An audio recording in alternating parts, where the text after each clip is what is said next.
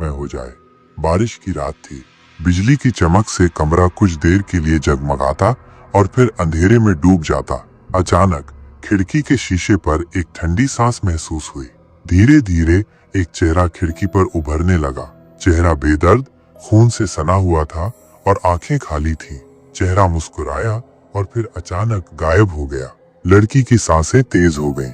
उसने अपनी आंखें बंद कर ली और जोर से चिल्लाया, लेकिन चिल्लाहट उसकी गले में ही दब गई, क्योंकि उसे पता था कि वो अब अकेली नहीं है। खिड़की का शीशा धीरे धीरे टूटने लगा और वही खून से सना चेहरा कमरे में घुस आया। लड़की की आंखें खुल गईं। उसके दिल की धड़कन तेज हो गई। वो चारों ओर घबराकर देखने लगी, लेकिन कमरा खाली था। खिड़की भी बरकरार थी। उसे लगा कि शायद वो सपना देख रही थी। उसने गहरी सांस ली और फिर से सोने की कोशिश की, लेकिन उसे नींद नहीं आ रही थी। वो उठकर खिड़की के पास गई और बाहर झांका। बारिश अभी भी हो रही थी और हवा तेज थी। अचानक उसे लगा कि कोई उसे देख रहा है। उसने पीछे मुड़कर देखा, लेकिन कोई नहीं था। उसे लगा कि शायद वो पागल हो रही है।